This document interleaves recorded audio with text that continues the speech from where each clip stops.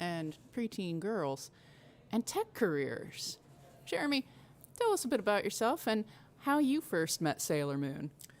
Yes, I am Jeremy Sinclair. I'd like to say, I'm Black Tech Twitter's anime obsessed ADHD .NET developer. But yeah, I love anime. I came into contact with Sailor Moon when I want to say maybe first or second grade. Used to be on TV early in the morning, and I started watching it randomly. I'm like, whoa, I actually like this series. And then I think second grade, the time slot changed. So it was on one of the local Fox stations. Like, I think it had Fox Kids. So as soon as I got home around like 3:30, first thing I did was turn on the TV, and I'm just sitting there like enjoying it with like my little sister. So Oh, that is so cool. So it was like a family event, huh? yeah, and I just fell in love with it. I think, if memory serves correctly, I discovered it in either fourth or fifth grade. And not a lot of people knew about it because it was at such a weird time. And I remember I was excited because it looked so different. And I was a huge Marvel Comics fan at that time. I was really into Rogue and Gambit. But this was the first time I'd seen something that was kind of action adventure, but it was obviously by girls. No, Takeuchi is the creator, for girls. And suddenly it was like, wow, like relatable characters and plot. And it wasn't, some kind of like My Little Ponies. We didn't have Friendship is Magic back in those days. We just had the 1980s cartoon, which had no continuity. Here we had like plot, character arcs, drama, growth, sort of. I don't know if any of the characters in the series grow. And I was absolutely hypnotized, and I got obsessed with it. I recorded it when I couldn't make it happen. I followed it through all the networks, watching each season replay over and over again, hoping that the final piece of the second season would be translated and aired. And to be honest, it never was. Do you remember the second season that ended on a bit of a cliffhanger and just waiting with bated breath what happens next? Yeah, and I also just remember for me, I want to know information when I want to know it. So when something just abruptly ends, first thing I do, I'm on the internet. Oh my. So did you have was the internet in your house at that stage in history, or did you have to go to school to check it? Where did you start your search for answers with Sailor Moon? At that time, I think there were two computers. My dad had his main computer, and there was like a secondary computer that was in their room, but I used it the most. So I just said, okay, this is my computer. So I just remember one day, I'm watching Sailor Moon, and I'm like, I want to learn more. So all I did was I just went searching back on like, it might have been either Yahoo or like Alta Vista. Like, I'm taking it back. Like, it was those searches. Like, I went, you know, Back in the day. back in the day.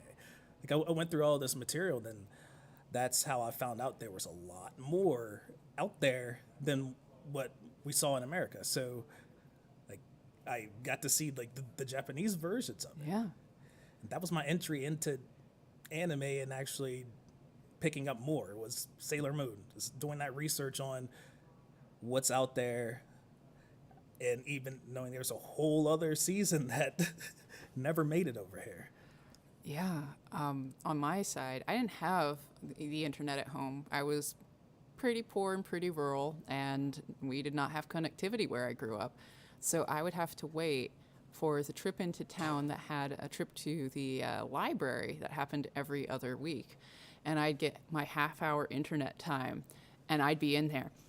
Like, where can I find out what happened next? And there'd be screenshots on this site called Save Our Sailors, which was the site for everyone who was petitioning for the continued translation and airing of Sailor Moon episodes. And I would go there, I would check out all the latest merch and news from Japan. And this was how I was keeping up with it.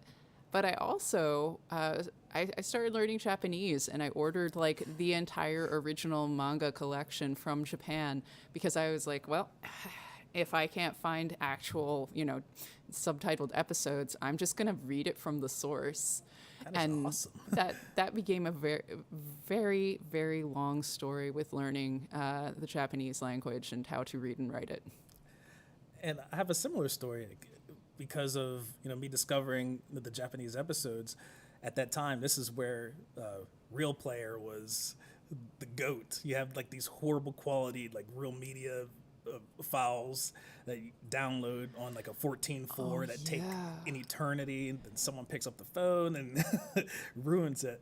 But that was also one of my entryways into like picking up Japanese with like the subtitles and like just continuing to find more and more episodes. There's a lot that just from this one series that bridges like the journey from anime into technology. Right? I mean, I know there are some people in my friends groups. One of them, online moniker is Sailor Mercury. She's really cool. And she actually recently did a little online graphic novel you can read about her journey into tech as inspired by Sailor Moon. She highly identifies with the Sailor Mercury character because as a, Asian American growing up in being the odd duck out at school, here was this character she could identify with who loved computers and had like the same zodiac sign and everything. And she totally just like it lit her life up to have this person that made her feel seen and represented in pop culture. And that is not an uncommon story. I have heard this from a couple of lady friends about how the different characters in this series impacted how they viewed themselves and inspired them to dive deep into art. I know so many cartoonists who were inspired by Sailor Moon, as well as tech. Sailor Mercury was just one of the characters in there. She had a lot of like amazing tech too. Just seeing She her. had the goggles. Yeah, the goggles. And the mini computer before we had Yes, iPads see, and phones. That was something like I was always just my jaw would drop just watching that, because you see like with the other characters, they came in as we're fighting against evil, and they're going brute force, whereas she Right. just takes the route like, no, we're going to calculate this, we're going to use all this cool technology. She was the strategist. Yes, and that was something like a lot of people just don't really latch onto immediately. They see like, oh look, the Sailor Moon's like blasting someone over here. You got Sailor Mars is like throwing fireballs, and Sailor Jupiter electrocuting people. Yeah. But she's just like, she could use water, but at the same time, like most of the time, she's not doing all of that. She's the strategist. Like, okay, how do we attack? What are we going to use to address this issue? Yeah. And so that makes her like quite an important character throughout the whole series. This is an important point that you're bringing up, the different role definitions on the team. So you had Sailor Moon, who was the initial character, and she's the queen character, She's the princess. She's the future queen of, everything. She's the major love interest of the series, Captain Hunk. Nobody else really gets love interest, just her. Except for some later characters. We'll get to them. But the other characters are introduced. Sailor Mars in the American version doesn't really like have a shtick, except in the Japanese version, it's apparent that she is sort of a representative of a spiritual connection. And Sailor Mercury is, of course, the intellectual. Mm-hmm. Sailor Jupiter is the bronze. She's kind of more of the gangster hoodlum character. She's got a different school uniform. She's bigger than the other girls. She sticks out, but she's got a heart of gold. I identified with her being taller than all the other kids in my class. And then you've got the kind of the outgoing, talented, inspirational Sailor Venus, and this was like the core five. Mm-hmm. And these are the ones, the inner scouts, the inner senshi, who represent the planets inside the asteroid belt. See, you're learning about cosmology, You're learning about other cultures. You're learning about different roles you could have when you grow up. It was phenomenal. Yeah. I always say that Sailor Moon occupies in nerd girl culture the same kind of place of honor that Star Wars does in boy nerd culture. But not a lot of people are aware of it. We got all these cool toys behind us, but there's not one Sailor Moon doll, and I noticed. Well, and I could say like many males can't front knowing Sailor Moon was their way into anime. If like everyone has heard of it, they can't say like, oh, like you watched it. Don't lie. Like Who didn't? right? It was all like you don't have to be embarrassed. Like it was an awesome show, and there was, like you said, there was a lot of elements involved with it, and a lot of it, even growing up, you could see like the storyline behind it. You have what 5 individual people, they're going through their own thing, and it's in school, so you're learning lessons throughout their battles, and you're taking all that in. You're like, it's not just like, oh, they're fighting all the time, but there's that that emotional and like that the element that connects with you, like personally. I'm like, wow, this is I'm learning something here. Like there's friendship. You realize like there's actual, there's going to be drama that goes on throughout everyone's lives, and it's more than just, okay, here's tech, but there's still that personal part that people go through throughout their lives. So Yeah, I mean, I remember reading that when Sailor Moon was being repackaged for the American market, the company that was doing that tried to lean on marketing it as something that boys could like too, for action and adventure, and sort of smoothed over like the love interest story. Season 2 involves the heroine breaking up with the hero, and I remember feeling so torn because it's like, why is he being so mean to her? That's so sad.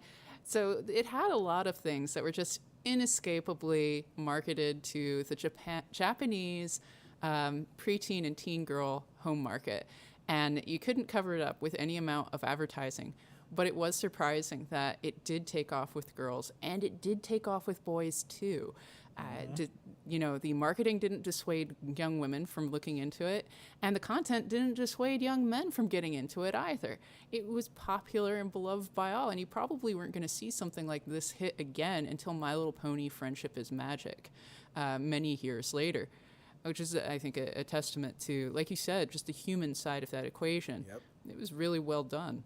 And it was like it inspired so many other things. Like this, people saw this as, oh, she's doing some pretty progressive stuff here. Like, okay, she opened the door for others. Like, okay, I'm modeling after that, and they felt fine doing it. They weren't thinking like, okay, I'm going to get a backlash on this. Naoko was kind of trailblazer when it comes to mixing all this content in. I used to draw comics. I was inspired. Really? I was like, I had been drawing my comics in the superhero style, but then I was like, no, I want to tell my own stories. I had started to notice like the characters didn't have my goals. Sailor Mercury was the one scout who had like a career dream. She wanted to grow up to be a doctor. But Sailor Moon, all of her future dreams, and let's be honest, Sailor Jupiter's, Sailor Mars's, and Sailor Venus have at least at one point in the series had a fantasy marriage montage. Yep. And I was like, I don't think that's my future. So I wanted to make comics that were about what I was dreaming about and wanting to go through in the adventures I would go on. And so that was like a key point in my life where instead of just rolling with what other people were showing me, I felt strong enough that I wanted to tell stories that were expressing, my own imagination, my own dreams for the future, my own challenges. And Sailor Moon helped get me there. See, that is amazing. Like, I just know some of the favorite things I enjoyed about the show were the music. Oh my God. Talk about the music. So I just remember the American version, I think up to Sailor Moon S. Sailor Moon and Sailor Moon R, first, second season, they had its own They made their own kind of synthetic Yeah. cheesy with pop American lyrics. But in Sailor Moon S, when she did the first transformation, and it had that like kind of retro 70s type music, Yeah, I was yeah. just like, Sailor Moon. doo, doo, doo, doo, doo, doo, doo, doo, doo. oh, I would play it like I would. That was one of the things I searched for, just that music, and I remember looking and learning that Sailor Moon was popular in other countries because of that. 'Cause I thought it was just okay as Japan and then English translated. I saw that it was big in like Italy, Brazil, France, Philippines. and Philippines. Like I'm like, what? Everywhere. Like that the music though was just like brilliant. Like you could sit and listen to like the episode and just this music that played throughout individual scenes, like Yeah. those, it stuck with you. And it was done by like a symphony. It's a full orchestra. It's got violin strings. It was so much more rich than what was coming out with the American dubs. And you can listen to it during your workday, and it's just such a lovely backdrop. Yes, it was like it's ahead of its time because I still go back and listen to the music at least once a week.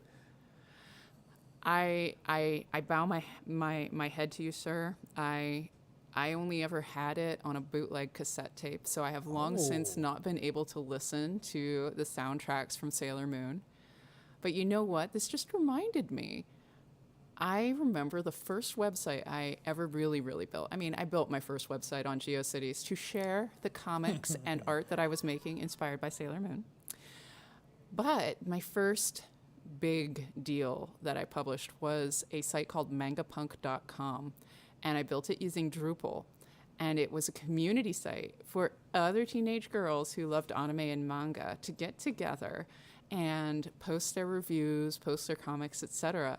And that was what officially set me on the road to web development and tech as a career, was building this place online to bring other people together.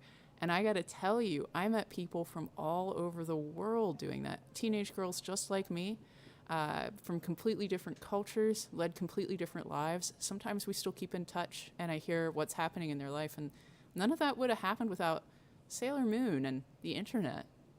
That is amazing and inspiring. Like I could tell you that because of Sailor Moon and wanting to learn more and actually learn more about Japanese culture because of it,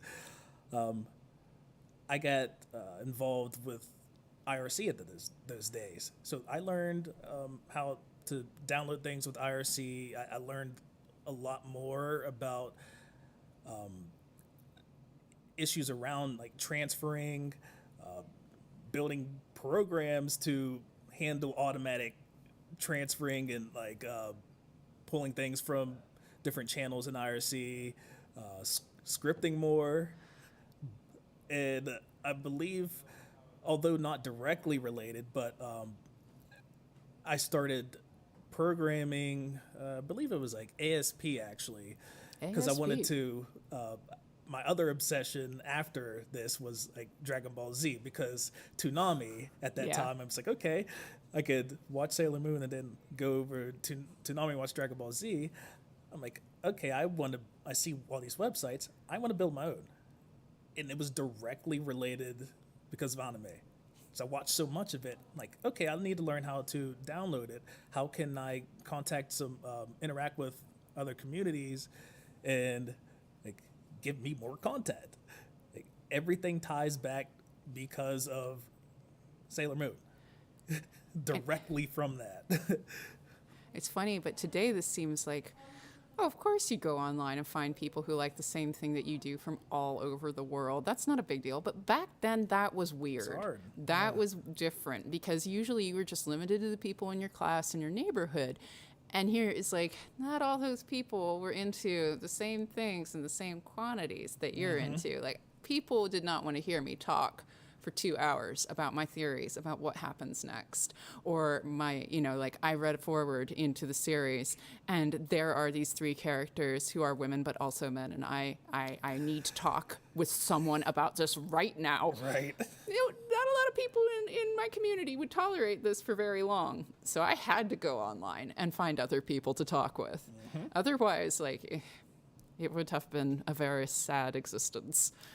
Yeah, I could tell you I knew no one who I could talk to about anything Sailor Moon related in West Virginia, like especially with being a little black kid obsessed with anime. They're just like, what are you talking about? I'm like, oh, I'm sure I could find people online to converse with, and this find out. Okay, I'm not alone.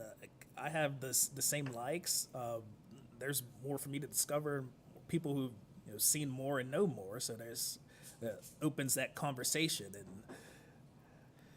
it's funny. I still remember that internet that brings people together over common interests and goals. And I know that the internet still brings people together over things that are sometimes less savory. It's got a dark side too in that regard. But I still believe in the internet's power to bring people together toward like a common interest and a common good. And it's these niche interests like Sailor Moon that brought so many people into the internet, into development, who built things and learned techniques and tools just to reach out and touch other people who are not like them in any way except that same interest. I still think that is like a core good of humanity. And I can go back to that thought and still take hope and pride in that. I completely agree, because like you were saying, that back in the day, it was primarily like, here's how you can connect to someone, and it was good. You knew that there was a bad part of the internet that exists, and it was off on its own little thing. Yes, it was called anonymous chat. Don't do that.